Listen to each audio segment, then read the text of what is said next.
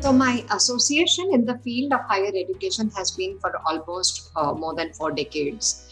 Um, and the higher education system in India over these 4 decades has been a continuously evolving one. You can see how today it has a digital technology, ICT enabled learning.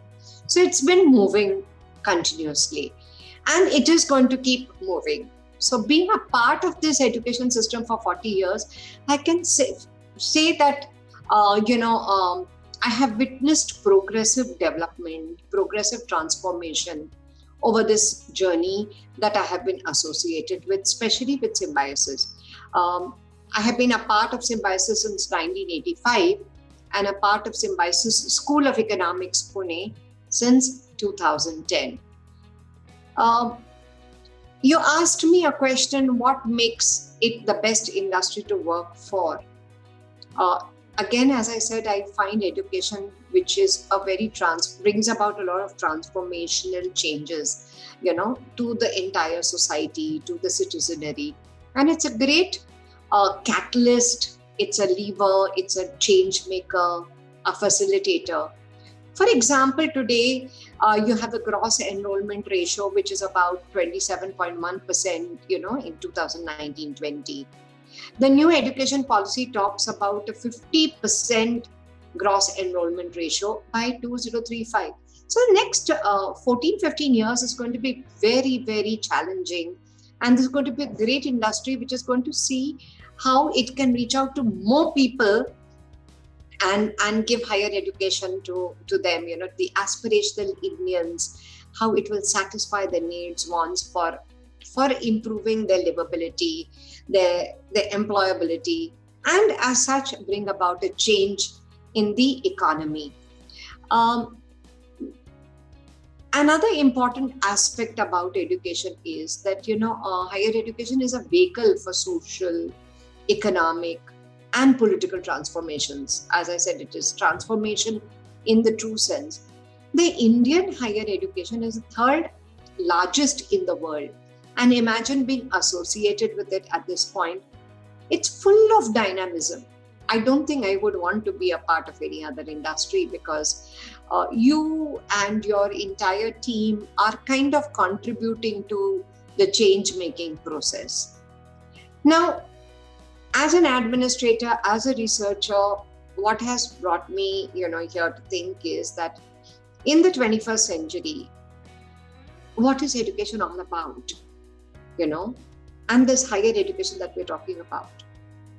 Point number one is it's really knowledge creation, knowledge dissemination. So you have to have the academics which are brilliant, well evolved, well framed, which will satisfy the needs and wants of the students, match their expectations with respect to knowledge and the way they can think clearly. The second thing that the education sector will have to give is research, cutting edge research on how to cope with the changing environment, the complexity, the uncertainty that we are facing. Another aspect that the education sector will have to do is to see that you can place students in society. I don't mean placements just in jobs, in society as good citizens and good change makers. The fourth aspect is that the education should have an international outreach. Whatever you are giving out here should be very well mapped, benchmarked with international education systems, with the curriculum, with the kind of skill sets that we provide here, that students can not only be well accepted locally, nationally, and globally. And education also gives you this opportunity for engaging with different stakeholders in society. So for me, education is a 5 point. It's called an RPI model. Why an RPI model? A for academics, R for research, P for placements in society, I is the international factor that I say benchmarking the every aspect of education to global best practices, and enhanced engagement with all stakeholders in society. Very well said, ma'am. Moving on to the next question. Any significant challenges you faced as being a director of the college? I won't say there were any challenges, not really. There were pathways which were defined. There were goals which were mapped. You had a short term, medium term, long term goal. We had it all charted out step by step. The ultimate goal, of course, for us was to create an institution, the Symbiosis School of Economics, which would make all stakeholders satisfied, to create this leading school with students, faculty, management, employers, that come in to, choose your students from here. Students who leave from here go out and feel this place helped me climb another step forward. It facilitated it. And this actually has been seen with the way our students have made it to top universities globally, nationally. They've made it to good corporates for, employability. They've made it to good think tanks. So there has been a lot of progress with respect to our students, whether it is in analytics, whether it is in think tanks, whether it is finance companies, banks. Our students as a stakeholder have progressed very well. So when you said what were the challenges we faced, the challenge was to see that the students who are going out as an important stakeholder have moved forward in a very defined manner, which is very well received. The second important stakeholder who actually runs this institution is none other than the faculty. And the faculty are also satisfied because today, the way they have got nurtured, the kind of platform that they have got, today we have a faculty who is offered a research fellowship to Oxford University. We have another faculty who's a digital technology expert, and he can deal with anything related to ICT enabled teaching. We have highly cited research work by a couple of our faculty. So the kind of work that these faculty have done with respect to different stakeholders, be it NABARD, be it NITI Aayog, be it ITDP, where we've been consultants to them. This shows that we have been able to overcome the challenges and have progressed on the path that we decided to move forward. So that was one thing that I felt very good about. Okay. Also, to add to that, what were the challenges? The challenges were not there, but when you're creating a product or you're creating a system or you're creating a process, you need to see how it is different, how it is well planned, innovated. So we introduced for our various programs high element of quantitative analysis. The faculty have looked into engaging pedagogy. We've had a number of electives that we have been trying to offer. Now we are planning to offer artificial intelligence, infonomics, and other things that will make it even more dynamic. So the challenges are of creativity. And that is always when you are able to successfully create, it doesn't become a challenge, it becomes a success. So, it takes you up the ladder. So I won't say we've really faced challenges, but we've moved step by step, keeping ourselves totally in sync with the 21st century requirements and preparing our students accordingly to see that they are sensitized leaders. Okay. Moving on to the next. How do you tend to establish a relation with the students being a director? How do you make yourself available for them? I am here because of the students. If it were not for them, I would have no role to play. So I say that I just have one word for that. And I say engage, and only engage with the students. Now, how do I engage with the students? For example, I'm not just the director, I'm also a teacher. So I am also a facilitator for a course. So it comes through teaching. It comes through mentoring. You're mentoring students for research projects, you're mentoring students with dissertations. Then the whole system over here has a large amount of extracurricular activities. So through those extracurricular activities, you're planning them with the students, you're nurturing them, you are urging them, nudging them to take part in various extracurricular activities, to create them, so that students don't just come here to study, but they also come here for a way of life. So large number of initiatives are there. Then there are core and extracurricular activities. We facilitate student exchange, so international exchange. And when you say how else we make ourselves available, we even have a student council, a very active student council. And every now and then I actually connect with them. I am in touch with them, talking to them in different ways, reaching out, finding out. For example, in this lockdown, do we have the examination systems been well received? Have they been comfortable with all this? Have all the instructions reached out to them well? So I think it's completely engaging with them. Okay.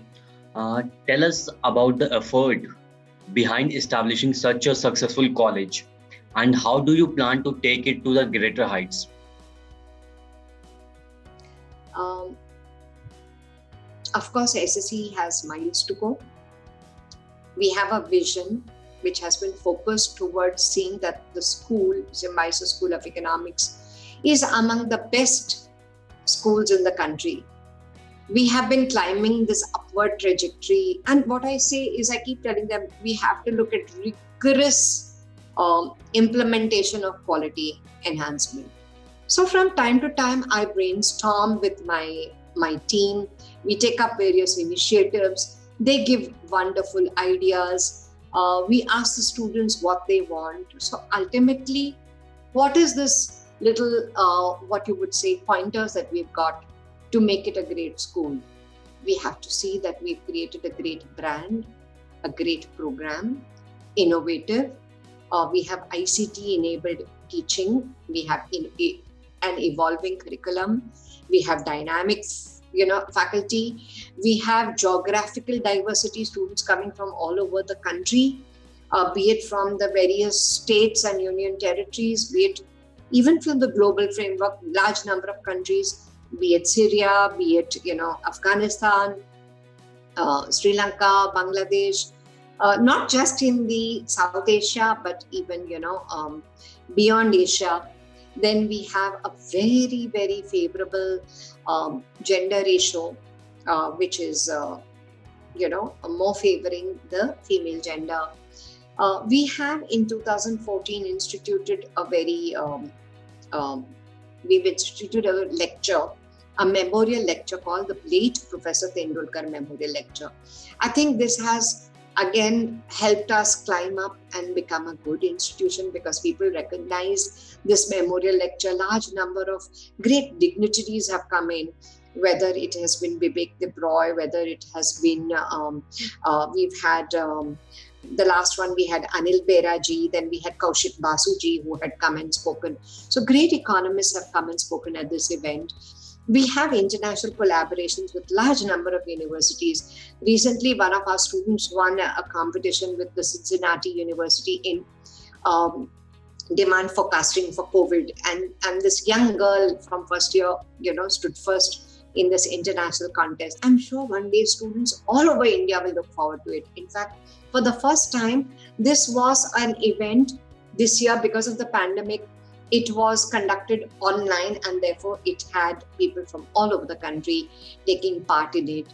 So we've really seen a great breakthrough moving, each year with the number of events that we've organized. Now, for example, in 2019, in our 10th year, that was 2018-19, we were celebrating our 10th year.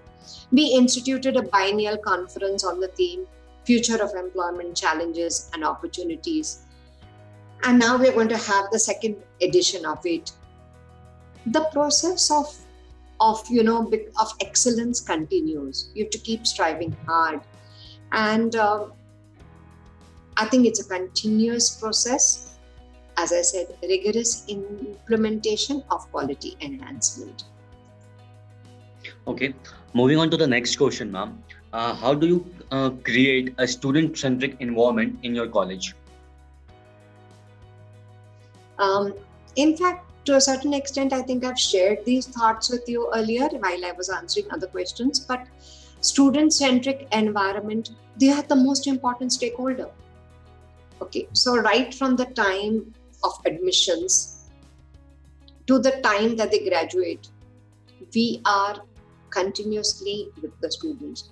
They have multiple modes of communication with us through emails, through open houses, through the student council, through the coordinators, through the class teachers, class representatives. There's an absolute framework through which the students will share their thoughts with us.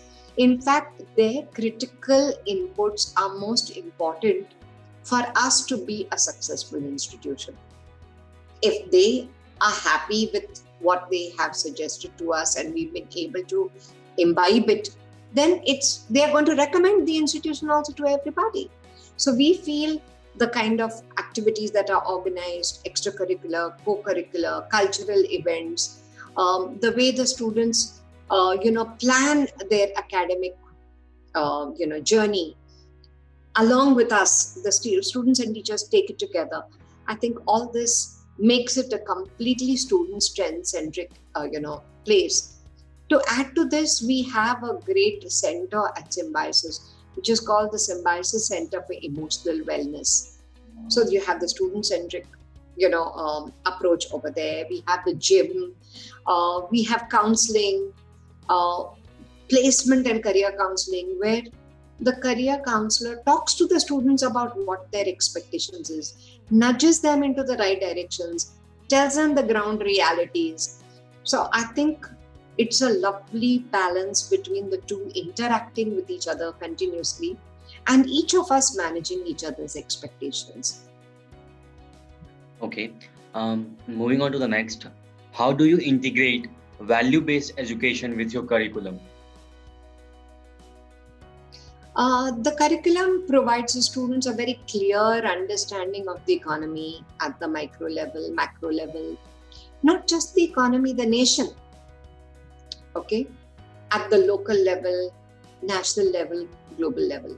Now, when you talk about value-based, the entire curriculum is embedded with values such as inclusion, development, equity, the principles of sustainability, leaving no one behind, talking about citizens' engagement, community development at large, the way we work on ISR projects, where the students are involved, whether it is Jeevit Nadi Foundation in Pune or they are involved with the LGBTQ community.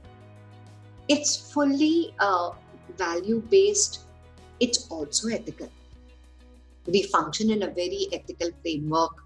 And I think the value-based and the ethical framework of the organization gives them an environment in which they know that the way they are growing, it's the perfect way. So even in their journey of achieving knowledge, in their journey of getting tested, whether it is through projects, whether it is through dissertations, we have plagiarism checks, we have similarity report indexes that we look at to see that students are following the right protocol that is required in knowledge understanding and as well as in knowledge testing. Another way that we feel, that we are looking at is that when we talk about knowledge framework and knowledge testing, the values that they are learning, I think what is important is that they have been inculcated with the fact that they need to respect the environment, respect the stakeholders, respect the differences, respect the diversity, etc. that is there. I think only then will you have a value-based education system. So values in the curriculum, values in the testing, ethical practices of the organization, All this are very, very clearly defined, and this actually comes in straight from the leadership that we have. Okay. Moving on to the next question, ma'am. What would be your ideal school environment, and how do you encourage that kind of culture in your college? See, the ideal school environment is one where all stakeholders have a way of speaking and we being able to manage each other's expectations. And we say, typically as an economist, we say satisficing theory of all stakeholders. At Symbiosis, we have the motto of Vasudhaiva Kutumbakam. The very fact that the name of our university is Symbiosis, it talks about symbiotic living together. That itself is an ideal school environment. You talk about Vasudhaiva Kutumbakam, the world is one village. That again is an ideal school environment that we'd like our students to understand. The tagline of Symbiosis School of Economics is creating equilibrium. That again complements this aspect. And so what is the kind of culture that we are looking at SSE? The culture of giving quality education, the culture of creating new knowledge, the culture of being adaptable, the culture of sustainability, the culture of liberal education, okay, to understand critical thinking, ability to think out of the box, the culture of innovation, culture and philosophy of striving towards achieving excellence. This is the kind of ideal environment we want to be. And you're always going to be learning. No two situations is going to have the identical response to it. Look at our scenario. Pre-pandemic, we were 100% teaching in class. Then came the pandemic and we were 100% teaching online. Now, what are we going to do in the future? It's going to be a wonderful blend of offline, online, both. So I think a culture of teaching all our stakeholders to be responsible, to being self-learning, to inculcate time management. I think the good values is also our culture. Okay. Moving on to the next question. How do you look at the growth of students through the placements opportunity available at your college? How do you wish to push the envelope further? Thank you for that question. See, placements is a very important cell in our university, in our institution at Symbiosis School of Economics. For placements, I don't just mean job placement. I mean placing the students in society as a responsible citizen, as a responsible family member, as a responsible individual when they join their jobs, their work at whichever environment, or as responsible entrepreneurs. We have created a value-based curriculum, which is offered over the years. The cell has created a large number of activities, a very active cell. We are engaging with our alumni. They come back and share the best practices. They are the ones who do the mentoring sometimes. They tell the students how they can be prepared for the job market. So the placement cell organizes all this. We have a career counseling cell where students just come and talk to the counselor and share their thoughts. I want a career in this, I want a career in that. And then there's a reality check that is it really what you want? Have you set your path out to achieve that? So putting them on the right track, right from CV writing workshops to preparing for interviews, for preparing for aptitude tests, to teach them, or I won't say teach, to nudge them towards business communication and etiquettes, to help them with emotional wellness, and preparing them with a large amount of applications of softwares, which will make them 21st century ready individuals. The placement cell, along with the academics and the research cell, and the Center for Quantitative Learning and Application, and the Center for Academic Writing, work very closely to see that the product, that is the student who graduates from here, is ready to face the market once outside. Okay. What goals do you have in your mind for your institution for next few years? As I told you, we have to keep charting out goals. We have to have a pathway. So there are no challenges, there are goals. So one good thing this year is that we are going to be moving to a new campus. So I think that has made us very, very enthusiastic. Because we're going to have more classrooms, we are going to offer more electives. But of course, the pandemic has also taught us that certain electives can also be taught online and don't have to be in a physical classroom form. We are going to have a very active behavioral cell, which will be talking about experimental and behavioral economics. We are going to, in this next 1 year, have the second edition of FICO, as I said, the Future of Employment Challenges and Opportunities. In this first year, this year, that is 2021-22, we are going to see that our faculty go through proper training so that they can be very good, well equipped for hybrid variety of teaching, both online and offline. So the short run plans are very much there. In the medium term, that is in 2022 onwards, we are hoping that we would be able to start our integrated BSc and MSc program and our integrated MSc and PhD program. I think that will help students to know that they have a future for a longer period with the university and with Symbiosis School of Economics. We want to enhance scholarships so that we can be more inclusive of people who feel that they are getting left behind because more scholarship for the needy. We would also be undertaking a large amount of responsible research because we keep saying that we are an institution which is socially responsible institution. So we want to address issues like the gender gap in India. Then we want to have assessment and evaluations of the sustainable development goals at the district levels.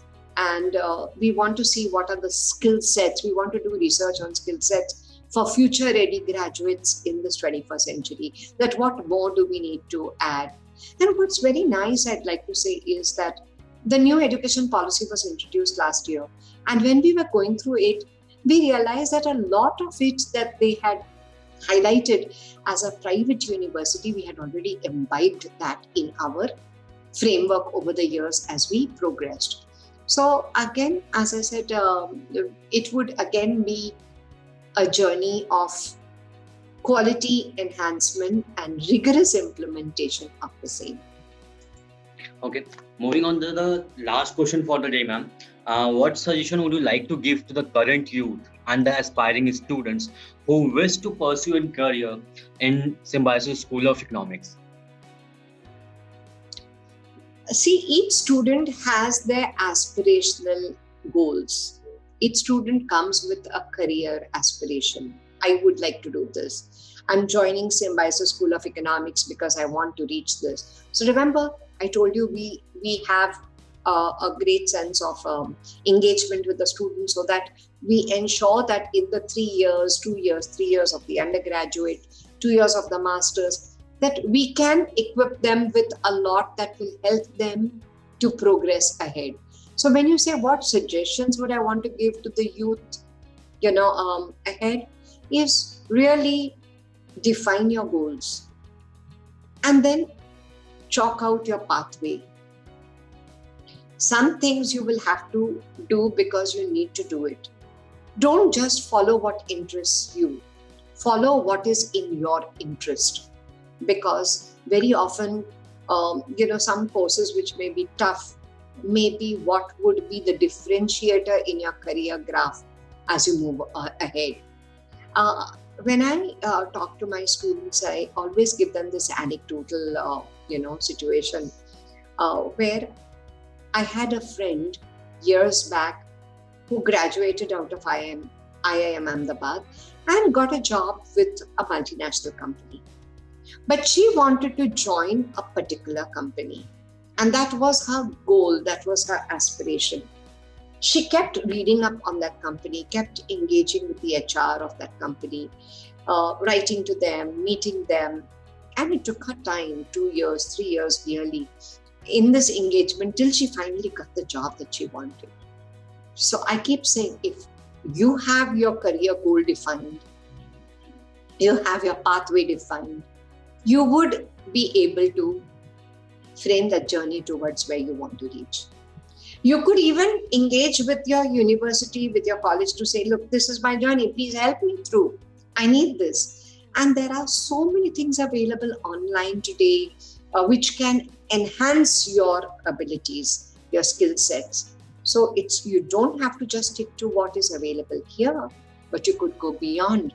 So another point I'd like to tell the students for their future is that you must have a backup plan.